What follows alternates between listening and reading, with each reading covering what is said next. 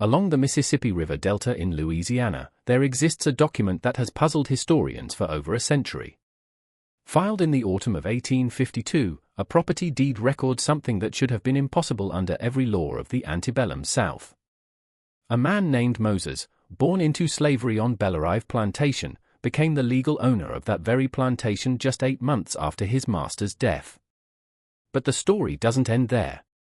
In a twist defying all social order of the time, Moses married his former master's widow, a white woman from a respected Creole family, a mere 40 days after the funeral. "God have mercy on us all," wrote the parish clerk in the margin of their marriage license. Within the first year of Moses's freedom, 6 people who questioned his rapid rise to power died under circumstances the authorities refused to investigate thoroughly. His former master, Henri Beauchamp, was found dead with a hunting rifle across his lap. Yet, details in the sealed coroner's report contradicted the official suicide verdict. The 2 white overseers who challenged Moses's authority both died within months of each other. A priest who tried to intervene was killed in what officials called a riding accident. By 1853, Moses Beauchamp, the name he adopted after marrying the widow, controlled one of the wealthiest estates in Ascension Parish. Simple but terrifying was the question that haunted everyone who knew the story. How many people had died to make this impossible transformation possible? Before we continue with the story of Moses and the blood-soaked path that led from slave quarters to plantation master, I want to hear from you. If you're fascinated by the darkest chapters of American history, subscribe to this channel and leave a comment telling me what state or city you're listening from. This is a story deliberately buried for generations, and your engagement helps bring these forgotten truths to light. Parish records, personal letters, account books, and testimony given during a closed inquiry that few people know ever existed have been pieced together for the events I'm about to share with you. Everything we think we know about power, loyalty, and survival in the Old South is challenged by what happened at Belleair Plantation. On a bend of the Mississippi River in Ascension Parish, Louisiana, stood Belleair Plantation, where the soil ran black and rich enough to grow sugarcane that fetched premium prices in New Orleans. Nearly 800 acres sprawled across the estate, its boundaries marked by ancient live oaks draped in Spanish moss that seemed to absorb the heavy Louisiana air. 3 stories tall rose the main house, built in the French colonial style with wide galleries wrapping around each floor, tall windows that opened to catch the river breeze, and columns that had weathered hurricanes for 3 generations.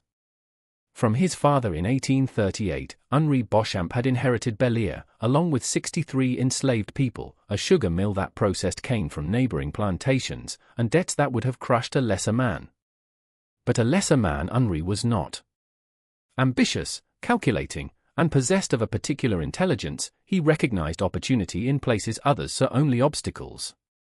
By 1850, he had expanded his holdings to 92 slaves, paid off his father's debts, and established himself among the parish's planter elite. Partly from agricultural innovation his success stemmed, he was among the first in the region to adopt steam-powered equipment for his sugar mill, but more significantly from his willingness to observe and learn from those he owned. On Belleair in 1822, Moses had been born, the son of a woman named Patience who worked in the main house and a father whose name was never recorded in the estate books. From childhood, Moses displayed qualities that both fascinated and unsettled those around him. By watching Henri's children study with their tutor, he learned to read, memorizing lessons through the parlor window. By observing the plantation's craftsmen, he taught himself carpentry, then surpassed their skill before his 15th birthday. Crop rotation, weather patterns, and the complex economics of sugar production he understood better than many overseers. Most remarkably, he possessed an ability to read people, to understand their fears, desires, and weaknesses with an accuracy that seemed almost preternatural. Early on, Beauchamp recognized Moses's intelligence and made a decision that most planters would have considered dangerous. He gave Moses responsibility, first as a driver overseeing field hands, then as a mill operator, and eventually as his personal assistant in managing the estate's business affairs. Close, Ori kept Moses, relied on his judgment, trusted him with information that other slaves never accessed. An arrangement that benefited both men, this was. Significantly, Ori's profits increased under Moses's efficient management, while Moses gained knowledge and influence impossible for someone in his position. But a complexity to their relationship existed that outsiders could not fully perceive. In 1845, Celeste had arrived at Bel-Air, the 19-year-old daughter of a declining Creole family in New Orleans. Gambling debts her father had accumulated threatened to destroy the family's reputation, and marrying her to the wealthy Henri Bochum, 15 years her senior, had been a strategic solution. To Bel-Air, Celeste brought beauty, refinement, and social connections. For her husband, she brought no affection. In 1852 Louisiana, the plantation social structure was rigidly defined by law and custom. Yet within that rigid structure existed countless subtle negotiations of power. Officially, the white overseers, men like Tobias Greenleaf and his brother Samuel, held authority over all enslaved workers. But in practice, more influence was wielded by Moses. He controlled access to Henry, managed work assignments, and maintained the account books that tracked every aspect of plantation operations. Deeply, the Greenleaf brothers resented this arrangement, but Henry dismissed their complaints with a pragmatism that infuriated them. Moses made him money, and money mattered more than their wounded pride. The household staff included 12 people who worked in the main house, and they occupied a strange middle ground in the plantation's hierarchy. Louisa, who had served as Henry's nurse when he was a child and now managed the household, commanded respect from both white and black residents. As Celeste's personal maid, her daughter, Margot, worked and occupied a position that gave her intimate knowledge of the mistress's private life. The kitchen was ruled by old Jacku, a man of indeterminate age who had cooked for 3 generations of Bon and whom everyone treated with cautious deference. By the spring of 1852, Bel-Air appeared to be thriving. The previous harvest had been exceptional. Henry had negotiated favorable contracts with New Orleans factors, and the plantation's reputation attracted buyers willing to pay premium prices. The main house hosted dinner parties where parish elite gathered to discuss politics, cotton futures, and the growing tensions between North and South. Passionately, Henry spoke about states' rights and the Southern way of life, never acknowledging the irony that his eloquent defenses of that way of life were often informed by observations and insights Moses had shared with him earlier that same day. But beneath this prosperous surface, tensions were building that would soon tear Bel-Air apart. For 30 years, Moses had spent watching, learning, and waiting. The plantation's operations he understood better than Henry himself. He knew which neighboring planters were on the verge of bankruptcy, which factors in New Orleans could be manipulated, which laws could be exploited, and which people could be influenced. For something he had been preparing, though few suspected what or when it would come. What no one fully understood, what perhaps even Moses himself did not fully understand until it was too late, was how completely the plantation's careful hierarchy would collapse once a single crucial element was removed. The entire structure of Bel-Air rested on Henri Bochum's authority, and that authority rested on nothing more substantial than tradition, law, and the collective agreement that it should be so. Remove that foundation and everything built upon it would have to be renegotiated. The summer of 1852 would reveal just how fragile that foundation truly was. The evening of June 17, 1852 began like countless others at Bel-Air. Oppressive even by Louisiana standards had been the day's heat, driving everyone to seek shade by mid-afternoon. With Moses, Orichamp had spent the day reviewing account books, going over figures for the upcoming planting season and discussing a potential land purchase from a neighboring planter whose son's gambling debts had grown unmanageable. In Ori's study, a room on the second floor of the main house that overlooked the river, they had worked, its windows open to catch whatever breeze might stir the thick air. Of a headache, Celeste had complained, and remained in her chambers for most of the day, attended only by Margot. This was not unusual. Frequently, Celeste retreated from the household, claiming various ailments that required privacy and rest. The household staff had learned not to disturb her during these episodes, though Louisa sometimes muttered that a woman who ate so little and slept so much was inviting illness rather than recovering from it. At 7 o'clock, Henry dismissed Moses and called for his evening meal to be brought to his study. Letters to write, he had said, and preferred to work undisturbed. This, too, was not unusual. Often, Ori conducted business correspondence in the evening, particularly during the planting and harvest seasons. As Jacku prepared a tray with cold chicken, bread, cheese, and a bottle of Ours preferred claret, Louisa supervised. The tray upstairs was carried by Margot, who knocked on the study door, received Ours' acknowledgement, and left it on the table just inside the entrance. From testimony given during the inquiry has been reconstructed what happened in the hours that followed, though significant gaps remain in the account. At approximately 9:30, Tobias Greenleaf, making his evening rounds of the property, noticed that lamplight still burned in Henry's study. Important this detail would later prove, though at the time it seemed unremarkable. At some point between 9:30 and 11 o'clock, someone entered Henry's study. From the inside, the door had been locked, but whoever entered possessed either a key or the ability to persuade Henry to unlock it. At 11:45, Louisa was awakened by a sound she described as something heavy falling. She rose, lit a candle, and made her way through the dark house toward Henry's study. Slightly ajar stood the door. She was certain it had been closed when she passed by earlier and lamplight spilled into the hallway. She pushed the door open and saw Henry Beauchamp slumped in his desk chair, his head thrown back at an unnatural angle, his hunting rifle across his lap, and a significant amount of blood on the wall behind him. Louisa's scream brought the household running. Within minutes, Moses, Celeste, Margot, the Greenleaf brothers, and several house servants had gathered in the study. Straightforward the scene appeared. With his own rifle, Henry had shot himself, the barrel placed beneath his chin. One he kept mounted above his desk was the weapon, a Kentucky long rifle that had belonged to his grandfather. His chin and throat were marked by powder burns, and the bullet had exited through the top of his skull, lodging in the ceiling beam above. Immediately, Tobias Greenleaf assumed command of the situation as was expected given his position as senior overseer. He ordered everyone except Samuel out of the room, then dispatched a rider to fetch Dr. Matthias Fentress from his home 5 miles distant. He questioned Leisure about who had been in the house that evening and who might have heard anything unusual.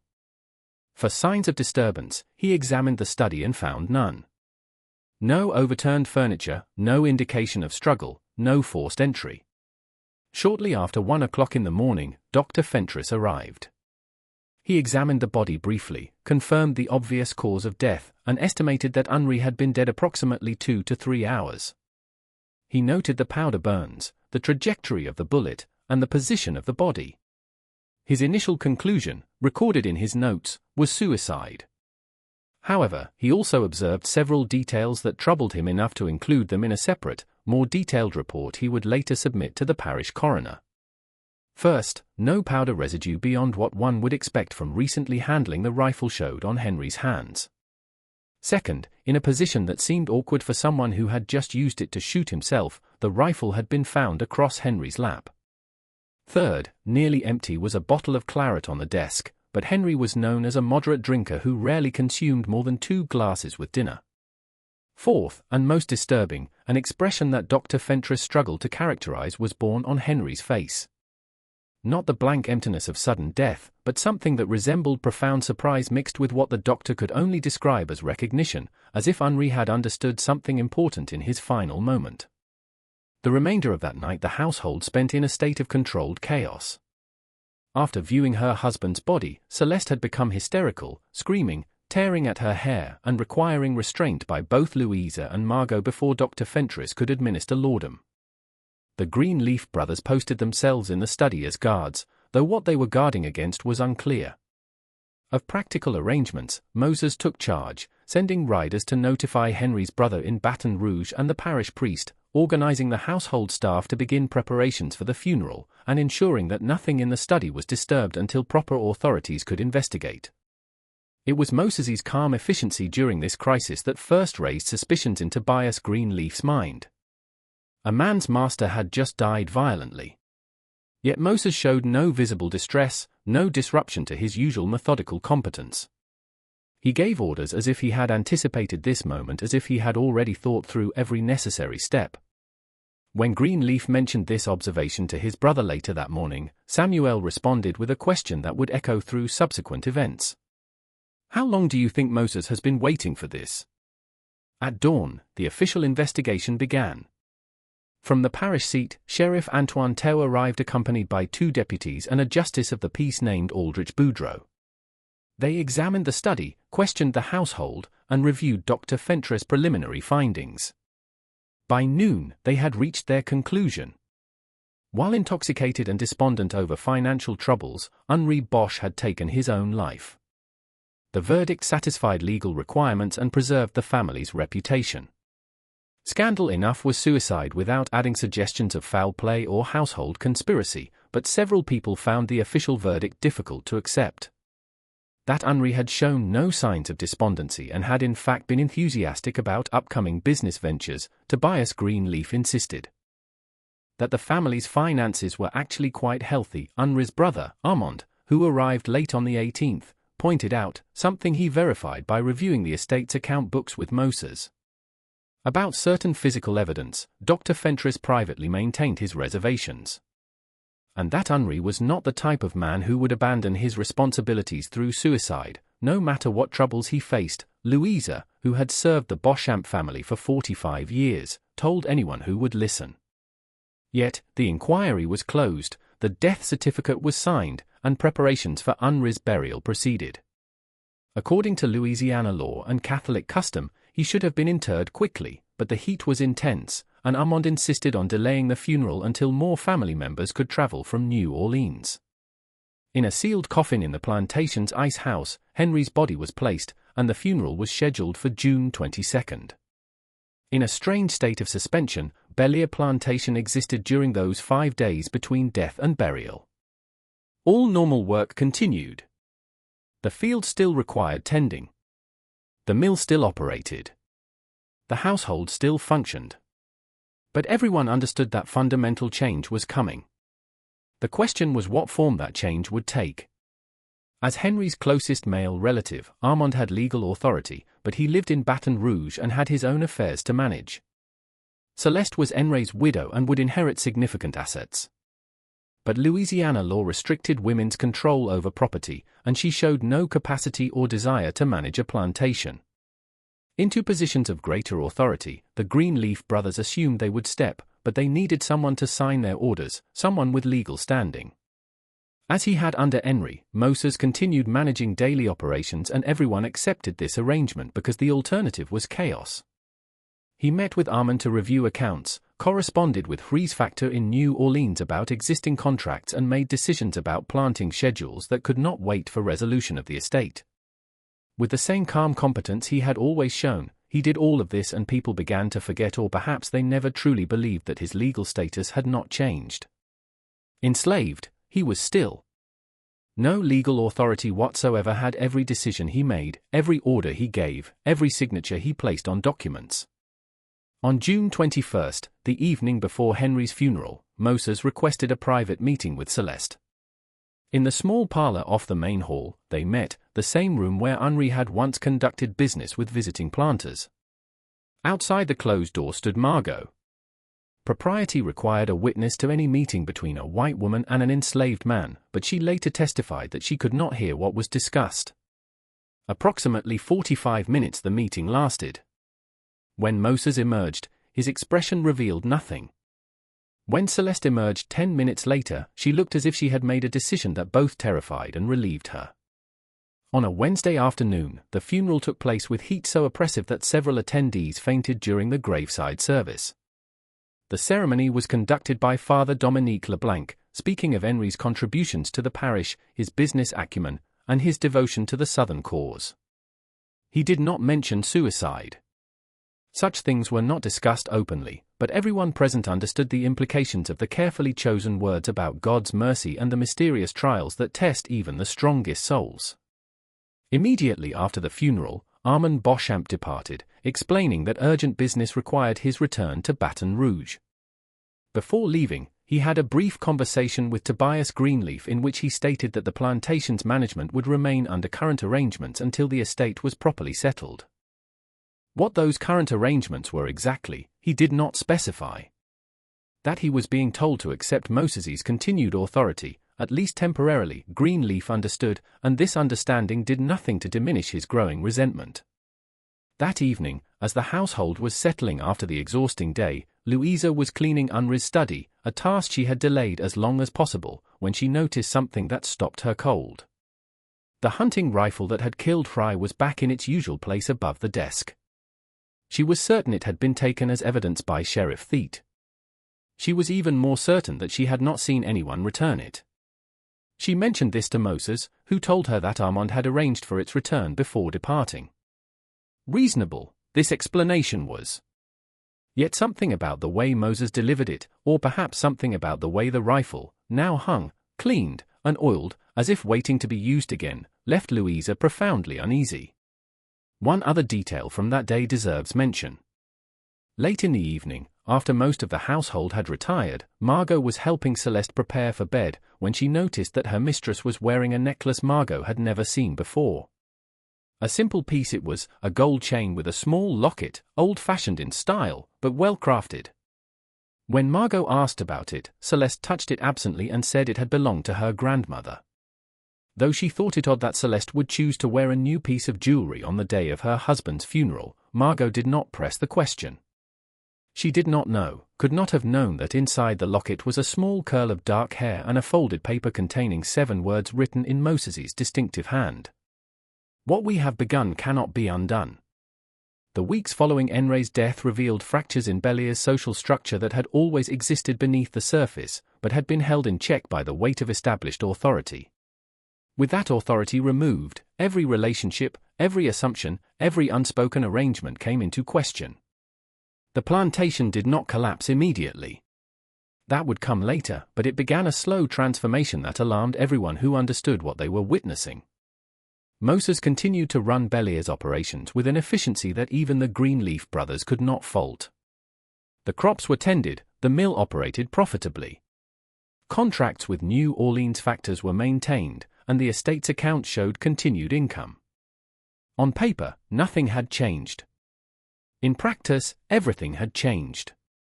Moses no longer sought approval for his decisions, no longer presented plans for someone else to authorize. He simply acted, and the momentum of habit and the absence of clear alternative authority meant that people accepted his actions as legitimate. Celeste remained secluded in the main house, appearing only for meals and necessary social obligations. She met weekly with Father LeBlanc, who visited to provide spiritual comfort during her mourning period. She received condolence calls from neighboring plantation wives, though these visits became less frequent as rumors began to circulate about her relationship with Moses. She wore black, observed the proper forms of widowhood, and gave no outward indication that she was anything other than a grieving wife awaiting settlement of her husband's estate. But those who worked in the main house knew better. Margot, whose position as Celeste's personal maid gave her intimate access to her mistress's private life, observed meetings between Celeste and Moses that occurred with increasing frequency and decreasing pretense of propriety. They met in the parlor in Ori's former study on the gallery in the evening. They spoke in low voices, sometimes in French, which Moses had somehow learned despite having no formal education. They reviewed documents together, documents that Margot glimpsed but could not read, papers covered with legal language and official seals. Louisa noticed changes in the household's operation that suggested a shift in authority. Celeste began making decisions about provisions, about which servants should be assigned to which tasks, about matters that widows typically left to male relatives or overseers. But her decisions were never announced directly. They came through Moses, delivered with such matter-of-fact confidence that people complied before questioning whether Celeste actually had the authority to make such determinations. The Greenleaf brothers recognized that their position was being undermined, but they struggled to articulate exactly how or to identify a specific violation they could challenge. Moses gave them no direct orders that would have been an inexcusable breach of racial hierarchy.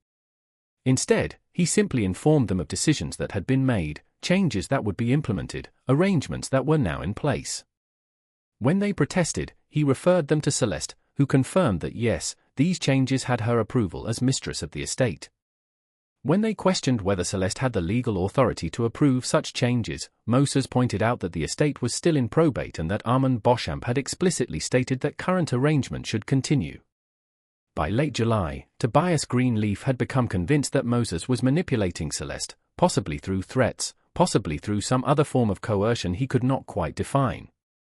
He shared these suspicions with his brother, with several neighboring overseers, and eventually with Sheriff Theet during a chance meeting in the parish seat.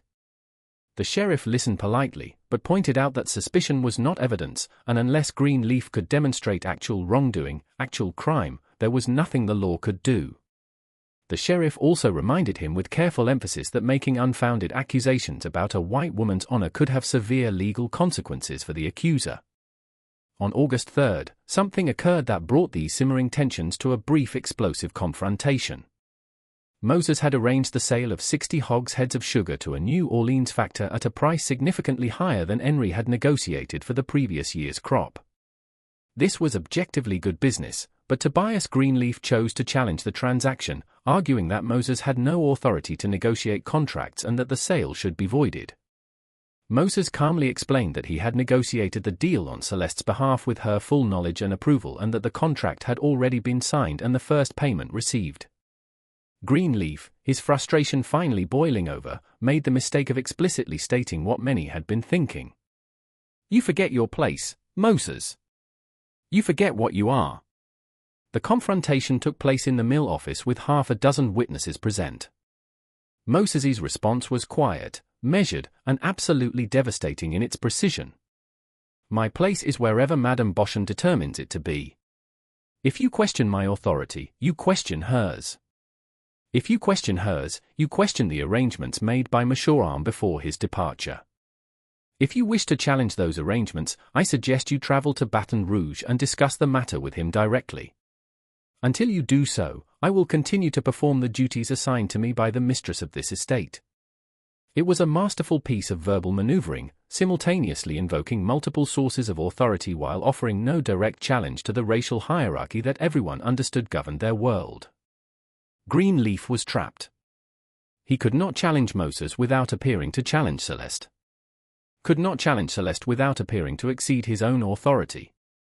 Could not appeal to Armand without admitting that he had lost control of the plantation he was supposed to be supervising. That same evening, Tobias Greenleaf began drafting a letter to Armand Bosham detailing his concerns about Moses's growing influence and requesting clarification about the estate's management structure. He was still working on this letter when 2 days later he fell ill with symptoms that Dr. Fentress initially diagnosed as cholera, severe intestinal distress accompanied by vomiting, fever and delirium. The illness came on suddenly, progressed rapidly, and proved fatal within 48 hours. Tobias Greenleaf died on August 7, 1852, 3 days after his confrontation with Moses. Cholera was not uncommon in Louisiana during summer months, particularly near the river. The same week Greenleaf died, 2 slaves from a neighboring plantation and a merchant in the parish seat also succumbed to similar symptoms. Dr. Fentress saw no reason to suspect foul play, though he noted in his records that the speed and severity of Greenleaf's decline was unusual, even for cholera. The body was buried quickly. The heat and the nature of the illness made this necessary, and Samuel Greenleaf found himself suddenly elevated to the position of sole overseer. Samuel lacked his brother's forceful personality and his certainty about how things should be. He had relied on Tobias to make difficult decisions, to confront problems directly, to maintain the firm hand that everyone agreed was necessary in managing a large plantation. Without his brother, Samuel felt adrift. When Moses approached him 3 days after the funeral with a proposal to restructure the overseer's responsibilities, ostensibly to reduce Samuel's workload during this difficult period, Samuel agreed without fully considering the implications. The new arrangement gave Samuel authority over field operations while Moses retained control of business affairs, contracts, and financial management. It was, Moses explained, simply a formal recognition of how things had been operating. Anyway, what Samuel did not realize until too late was that he had just accepted a subordinate position. The person who controls money and contracts controls everything else. Moses now had official, or at least officially recognized, authority over the plantation's most important operations, while Samuel was relegated to supervising manual labor. It was a complete inversion of the normal hierarchy, accomplished so smoothly that Samuel only understood what had happened after the arrangement was already in place and functioning. Throughout these developments, one person watched with increasingly sharp attention and growing alarm. Old Jacques, who had cooked for the Beauchamp family for longer than most people on the plantation, had been alive, had seen changes of power before. He had watched Omri's father die, and Cry assumed control. He had observed hirings and firings, marriages and deaths, the constant small negotiations of authority that occurred in any large household. But what he was witnessing now was different. This was not evolution. This was revolution conducted so gradually that most people did not recognize it as such. Jack began paying attention to things that others overlooked. He noticed that Celeste no longer took her meals in the formal dining room, but instead ate in her private chambers, with Margot bringing trays that Moses had personally selected from Jack's kitchen. He observed that Margot carried notes between Moses and Celeste several times each day, more communication than would seem necessary for simple household management. He saw that Louisa, who had once held undisputed authority over the household staff, now consulted with Moses before making decisions about staffing or supplies. Most troubling of all, Jack noticed that people were disappearing. Not literally disappearing, nothing so dramatic, but gradually being removed from positions where they might observe or interfere with whatever was unfolding. 3 house servants had been reassigned to fieldwork, a change that Moses explained as necessary due to reduced household needs during mourning. 2 field workers known for their loyalty to the Greenleaf brothers had been sold to a neighboring plantation, a transaction Moses described as financially advantageous. The butler, who had served Henry for 15 years, had been dismissed for drunkenness, a charge that Louisa privately disputed, but could not disprove. When Jack mentioned these observations to Louisa, she responded with something that surprised him. Fear, not anger, not indignation, but genuine fear. Do not speak of these things, she told him. Do not even think them too loudly. There are changes coming that we cannot prevent, and the only safety is in not noticing them. On September 12, 1852, exactly 12 weeks after Henri Bosom's death, Moses appeared before Justice Boudreau in the parish seat, accompanied by Celeste and a lawyer from New Orleans named Edward Lafleur. The purpose of their visit was to present documents related to Henri's estate and to request the court's approval of certain arrangements. The documents included Henry's will, which had apparently been revised just 2 months before his death, a power of attorney granting Celeste authority to manage the estate during probate, and a manumission paper for Moses signed by Henry and dated April 15, 1852. The will was straightforward enough. It left the bulk of Henry's estate to Celeste with provisions for his brother Armand and small bequests to several friends and distant relatives. Nothing in the will was unusual for a man without children. The power of attorney was also unremarkable, giving Celeste broad authority to conduct business on the estate's behalf during the probate period. The manumission paper was more problematic. It stated that Henri Beauchamp, in recognition of Moses's faithful service, exceptional intelligence, and invaluable contributions to the prosperity of Belleair Plantation, hereby granted him freedom to take effect immediately. It was properly executed with Henri's signature and the required witness signatures, but it had never been filed with the parish clerk, as Louisiana law required for manumissions to be legally valid. Moses's lawyer argued that this was a mere technicality, that Henry had clearly intended to grant freedom and had executed the proper document, and the failure to file was an administrative oversight that should not invalidate Henry's explicit wishes. Justice Boudreau was not a naive man. He understood that he was looking at a situation that violated every norm of Louisiana society, that challenged assumptions about race and power that formed the foundation of the entire system. He also understood that he was being presented with technically legal documents properly executed and notarized. He could reject them. He had the authority to do so. But on what grounds? Because the situation made him uncomfortable? Because it seemed suspicious? Because it violated unwritten rules about how things should be? After considerable deliberation, Justice Boudreau accepted the documents for filing. He approved the manumission, granted Celeste the requested authority, and entered the will into probate. In his private journal that evening, he wrote, "I have today performed an act that may haunt me for the rest of my life. I have set in motion events that I suspect will not end well. But I have been presented with legal documents that meet all requirements of law, and I have no basis on which to reject them. May God forgive me if I have been deceived, and may He protect those who may suffer from my decision." The news of Moses's manumission spread through the parish with remarkable speed. Reactions ranged from disbelief to outrage to a kind of fascinated horror. Neighboring planters began avoiding contact with Belelarive, treating it as if it were contaminated. The parish elite, who had once attended Unri's dinner parties, now refused invitations to visit. Father LeBlanc continued his pastoral visits to Celeste. But he made clear his deep reservations about the situation and urged her repeatedly to consider the consequences of her choices.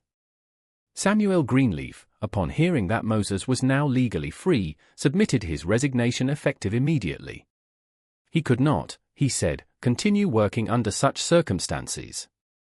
Moses accepted his resignation with perfect politeness and hired a new overseer within a week, a man named Amos Pritchett, who had worked on plantations in Mississippi, and who seemed either ignorant of or indifferent to the unconventional arrangement at Belia.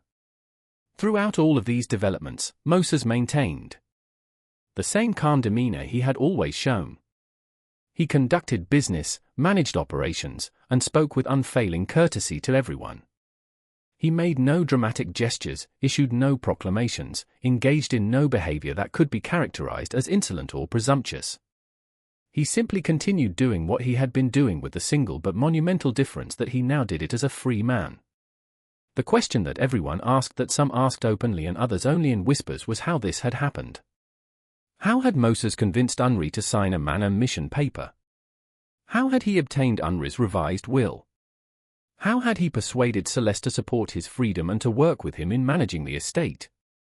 The obvious answer, the answer most people assumed, was that Moses had somehow manipulated or coerced these things through threats, blackmail, or exploitation of Celeste's grief and vulnerability. But a few people, those who had observed most closely, suspected something more complex and more disturbing. They suspected that Moses had spent years, perhaps his entire life, preparing for this moment, that he had studied Unri so thoroughly that he understood exactly how to present himself as indispensable. That he had cultivated Celeste's trust and possibly her affection through calculated attention over months or years. That he had positioned himself so strategically that when Ori died, he was the only person who could hold the estate together, making his freedom and authority necessary rather than simply desired. And beneath these suspicions lay an even more troubling question that few people dared to voice. Had Bosham really taken his own life? Or had Moses engineered his death so skillfully that it appeared to be suicide? The official investigation had been cursory, the evidence circumstantial, the conclusion convenient. Dr. Fentress' reservations had been noted, but never seriously pursued. The hunting rifle had been returned to its place above the desk with suspicious speed, and the one person who had directly challenged Moses's authority, Tobias Greenleaf, had died suddenly just days after that challenge. These questions had no answers, only implications, and the implications were terrifying enough that most people preferred not to think about them too carefully. It was easier to accept the official explanations, to believe that Unri had succumbed to despair, that Moses had simply been fortunate, that Celeste was a confused widow making poor decisions under the influence of grief. But late at night, when people were alone with their thoughts, many of them wondered if Moses could transform himself from slave to free man, from property to property owner in the space of 3 months. What else might he be capable of? And if he had been willing to do whatever it took to achieve this transformation, anything at all, how many people had already paid the price for his ambition, and how many more would pay before the story reached its end? The autumn of 1852 brought cooler weather, but no reduction in the tension surrounding Belia. The plantation continued to operate profitably. The crops were harvested successfully, and Moses's management proved as competent as it had been under Henry's ownership. But the social isolation of the estate deepened. Neighboring planters refused to conduct business with Belia. Merchants in the parish seat provided necessary supplies, but did so with cold formality. The few visitors who came were strangers, factors from New Orleans, lawyers, businessmen who cared more about profit than propriety. What do you think is unfolding at Belia? The evidence suggests something darker than anyone dared speak aloud. If this story is giving you chills, share this video with a friend who loves dark mysteries. Hit that like button to support our content, and don't forget to subscribe to never miss stories like this. Let's discover together what happens next, because the most disturbing revelations are still to come. The true nature of what was occurring at Bellier became impossible to ignore on November 28, 1852, when Celeste Beauchamp and Moses appeared together at the parish clerk's office to file an application for a marriage license. The clerk, a man named Prosper Gautier, who had held his position for 23 years, initially assumed he had misunderstood their request. When Moses calmly repeated it, Gautier's hands began to shake. Moses pointed out with careful precision that Louisiana law prohibited such marriages for enslaved persons or recently freed people of color. He was neither. His manumission had been filed in September. He had consulted with lawyers in New Orleans and knew exactly which laws applied. After 3 hours of discussion, Gautier found himself unable to identify a specific legal basis to deny the application. The arrangements involved a defrocked Catholic priest named Father Mature Corbeau, expelled from the diocese 5 years earlier for alcoholism. Corbeau agreed to conduct the wedding for a substantial fee. The ceremony took place on December 19, 1852, in Bellier's parlor. The only witnesses were Louisa, Margot, Old Jack, and the estate's lawyer. Father Corbeau stumbled through the liturgy with breath that smelled of whiskey. When he pronounced them husband and wife, Celeste's hand trembled as Moses placed a gold ring on her finger. By marrying Celeste, Moses gained legal control of her inheritance from Henri, which meant he now effectively owned Bellier Plantation. The reaction from the parish elite was immediate and furious. A group of planters met to discuss action. Some argued for violence, others for legal intervention. They settled on complete social and economic isolation. No one would do business with Bellier. But Moses had anticipated this response.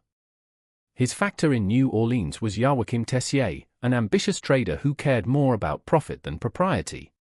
Tessier had connections to northern buyers, happy to purchase Louisiana sugar without concerning themselves with local scandals. The winter of 1852-1853 saw Bellier operating in complete isolation from its neighbors but in growing connection to commercial networks beyond the parish. Celeste remained largely secluded in the main house, appearing in public only when necessary. Those who saw her described her as pale, thin, and emotionally withdrawn. She spoke rarely, and when she did, her voice was flat and effectless. Margot, who continued serving as her personal maid, observed that Celeste seemed relieved by her new situation. Moses made all decisions, bore all responsibility, faced all conflict. Celeste simply existed in a state of passive acceptance. During the first months of 1853, several incidents suggested Moses was consolidating control by removing potential threats. In February, a field worker named Josiah claimed to have information about what really happened to Master Henri. Before he could share it, he disappeared. Moses reported him as a runaway. In March, Old Jack became ill with symptoms similar to those that had killed Tobias Greenleaf. Severe intestinal distress, rapid decline, death within days. Samuel Greenleaf, now working in the parish seat, began collecting testimony from people who had lived at Bellier. He was convinced Moses had murdered Henry and possibly others. He interviewed former servants and examined parish records. On April 12, 1853, Samuel was found dead in his rented room. The official cause was apoplexy, sudden heart failure. He was 38 years old with no history of health problems. All of his notes and documents relating to Bellier had vanished. Dr. Fentress noted in his private records that this was the fourth sudden death connected to Bellier in less than a year. The pattern troubled him deeply, but he had no medical evidence of foul play. In any case, he scheduled a meeting with Sheriff Theot to discuss his concerns. Before that meeting could occur, Moses visited him. They spoke for approximately 2 hours about medical matters. Then Moses made a statement the doctor would never forget. "You understand that the world operates according to natural laws. Sometimes people die for reasons that are perfectly natural but appear suspicious to those who don't understand the complexity of human mortality. It would be unfortunate if such misunderstandings led a respected physician to make accusations he could not substantiate." It was not explicitly a threat, but the implication was clear. Dr. Prevententrick cancelled his meeting with the sheriff. He never spoke publicly about his suspicions. In his private journal, he wrote, "I have today chosen cowardice over courage. I suspect I have allowed evil to continue unchecked because I lack the strength to confront it. By summer 1853, Moses had achieved something impossible. He had gone from enslaved property to free man to legal owner of one of the most valuable plantations in the parish, all in 13 months. The cost measured in human lives remained unknown but was suspected to be substantial. What do you think is unfolding at Bel-Air? The evidence suggests something darker than anyone dared speak aloud. If this story is giving you chills, share this video with a friend who loves dark mysteries. Hit that like button to support our content and don't forget to subscribe to never miss stories like this. Let's discover together what happens next, because the most disturbing revelations are still to come. The winter of 1853-1854 brought growing pressure from multiple directions. In January, planters sent a petition to the state legislature requesting tighter restrictions on manumission. The petition didn't mention Moses by name, but everyone understood its target. The legislature debated, but ultimately took no action. The first serious threat came in March 1854 when a New Orleans lawyer named Philippe Dufresne appeared claiming to represent Henry's distant relatives in France. They were challenging the validity of Henry's will, arguing he had been mentally incompetent or under duress when he revised it. The lawsuit aimed to overturn Moses's control by attacking Celeste's inheritance. Moses hired Chalner, a prominent New Orleans lawyer. The legal battle proceeded through spring 1854. In April, a barn at Bel-Air caught fire in the middle of the night, destroying equipment and nearly spreading to the sugar mill. The fire had started in 3 separate locations simultaneously, suggesting arson. In May, someone shot at Moses as he rode along the Plantation road. The shot missed and the shooter escaped. The most significant development involved Margot. Her position gave her intimate knowledge of everything occurring in the main house. In June 1854, she approached Father LeBlanc during a pastoral visit. She told him she believed Moses had murdered Henri and that she had evidence. Letters between Celeste and Moses that predated Henri's death by several months. The letters demonstrated a relationship that was intimate and conspiratorial, focused on shared plans for the future. Margot had hidden these letters, intending to present them to authorities. Father LeBlanc was deeply disturbed. He wrote a letter to the bishop in New Orleans describing the situation and requesting advice. That letter was intercepted before it reached the bishop. On the night of June 23, Father LeBlanc was found unconscious on the road between Bel-Air and his church. His horse was nearby, apparently having thrown its rider. The priest died 3 days later without regaining consciousness. The official explanation was a tragic accident. Margot understood immediately what had happened. She took the letters and documents she had hidden and fled Bel-Air in the middle of the night, heading toward New Orleans. She made it approximately 15 miles before she was found. The official account stated she had been detained by a patrol watching for runaways. During detention, she became agitated and violent, suffering fatal injuries in the struggle. The documents she had been carrying were lost. No investigation was conducted. Celeste did not attend her burial. Moses sent a wreath. In August, the lawsuit reached a critical phase. Depositions would take place in September, representing a significant threat to Moses's position. The night before they were scheduled to begin, Philippe Dufresne was attacked in his hotel room. 2 men beat him severely and stole all his legal papers. Dwayne survived, but was left with permanent injuries that ended his career. The attackers were never identified. With Dufresne incapacitated and his documentation destroyed, the lawsuit collapsed. In October 1854, the court dismissed the challenge. Moses had won again. But the attack on Dufresne marked a turning point. Everyone now understood that Moses was not simply fortunate. He was willing to kill anyone who threatened his position. In November, Colonel Augustin Chevalier organized a meeting of planters to discuss the Bel-Rev situation.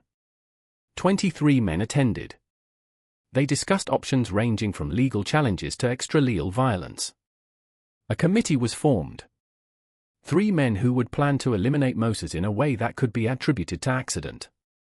Moses learned about the meeting within 48 hours. He hired guards from New Orleans and transformed Bel-Air into a fortress. He varied his routines, never traveled alone, never followed predictable patterns. In December 1854, Lucien Broussard, one of the 3 men on the assassination committee, was found dead in his home, killed by a shotgun blast through a window. The investigation concluded it was a hunting accident, but the message was clear. Moses knew who was planning to kill him. On Christmas Eve, someone fired 6 shots at Moses as he returned to Bel-Air. His guards returned fire. 2 people were killed. One of Moses's guards and one attacker identified as a man employed by Etienne Marshun. Marshun fled the parish that night and was never seen in Louisiana again.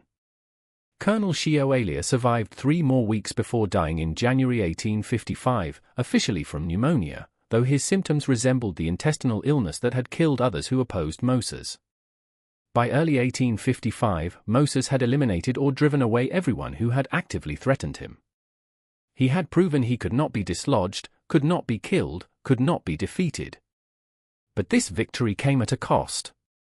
Bel-Air existed in complete social isolation. Moses had what he wanted: freedom, property, power. But he had it in a prison of his own making, surrounded by guards, living with a wife who barely spoke. By spring 1859, Moses had been effective master of Bel-Air for nearly 7 years. The estate continued generating profits, though isolation had taken its toll. Celeste's mental state had deteriorated dramatically. She rarely left her chambers, spoke to people who weren't present, moved through the house like a ghost. Dr. Fentress could offer no diagnosis beyond melancholia.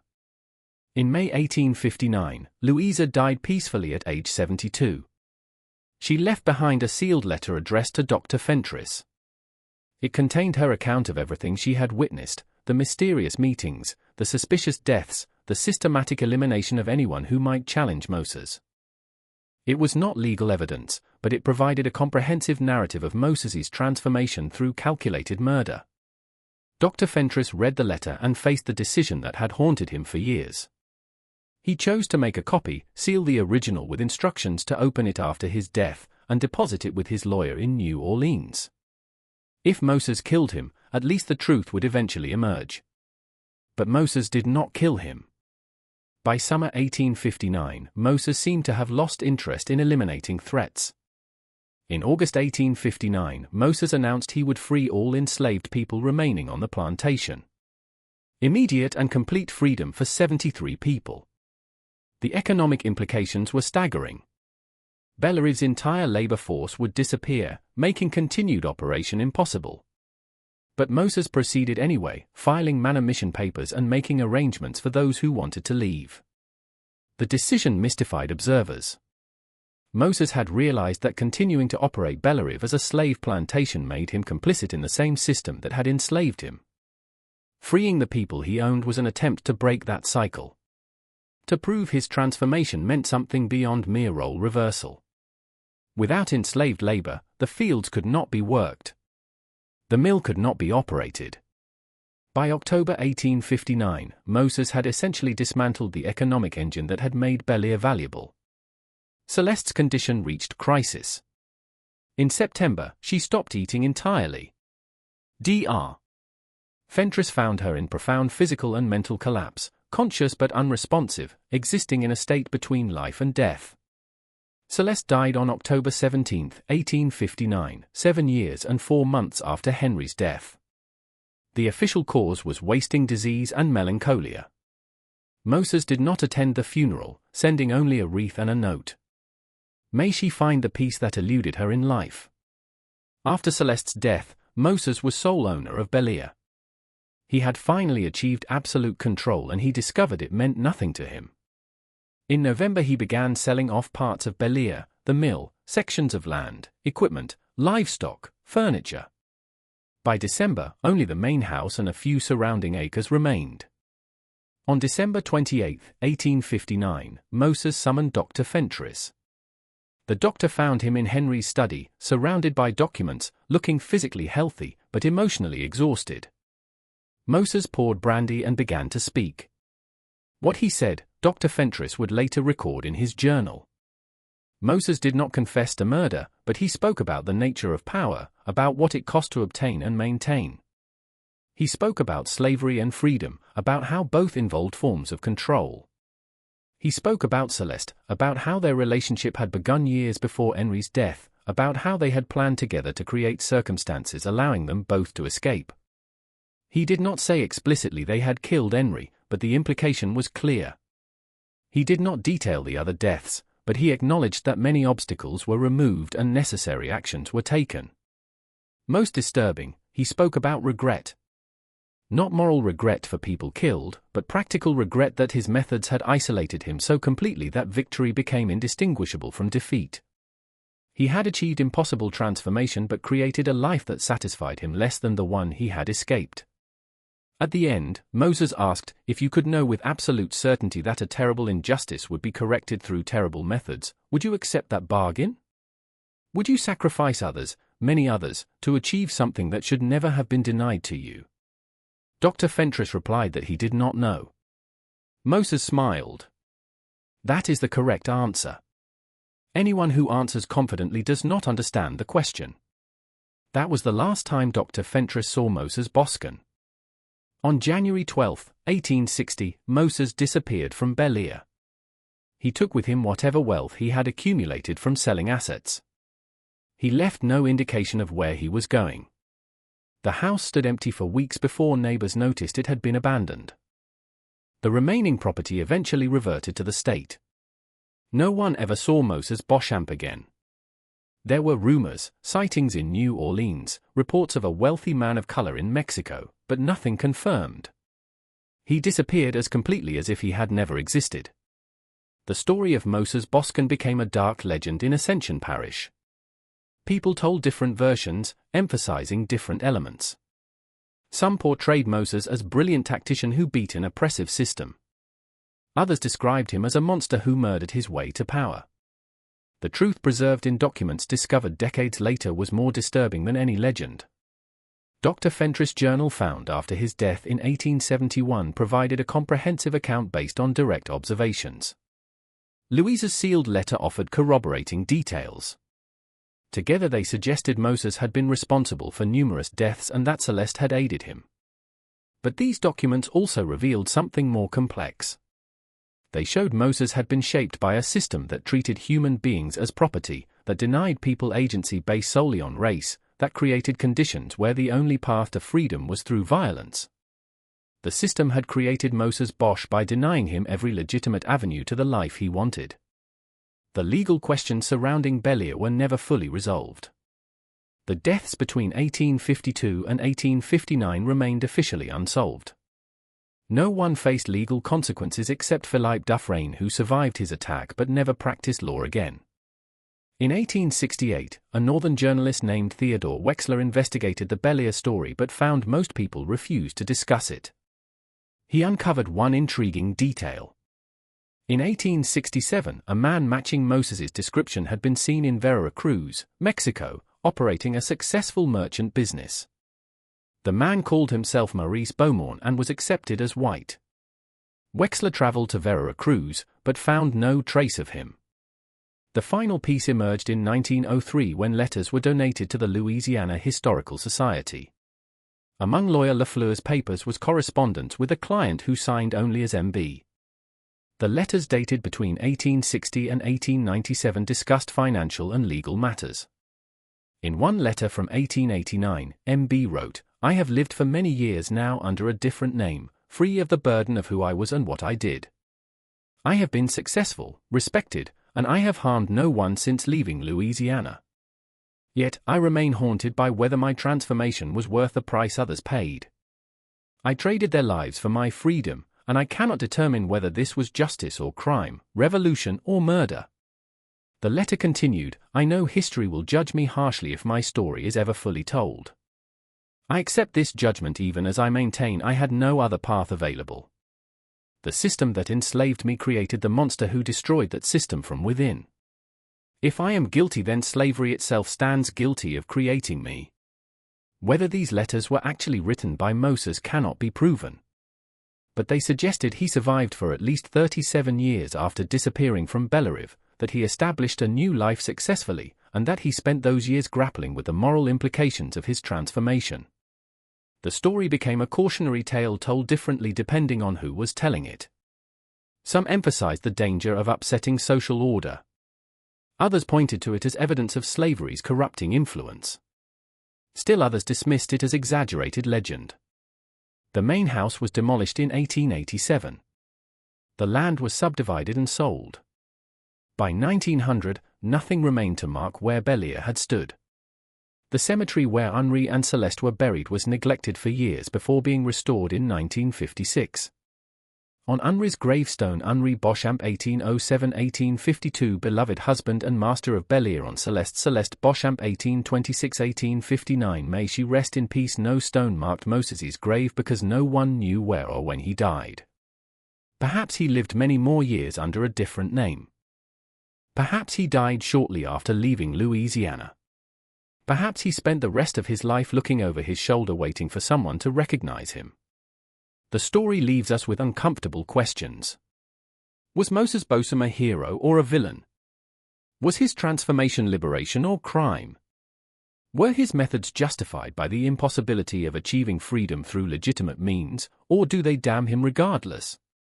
Did he prove individuals can overcome oppressive systems? Or did he simply demonstrate that oppression creates monsters? These questions remain relevant because the conditions that created Moses Beauchamp, systems that deny people agency, that distribute power arbitrarily, that force individuals to choose between submission and violence, have never fully disappeared. And wherever those dynamics exist, there will be individuals like Moses, brilliant and ruthless, who refuse to accept their assigned position and who are willing to pay any price, anyone's price, to transform themselves. What do you think of this story? Do you believe Moses Beauchamp was justified in his actions? Or do his methods make him irredeemable? Could he have achieved freedom through other means? Or did the system leave him no choice but violence? Leave your comment below and share your thoughts on this dark chapter of Louisiana history.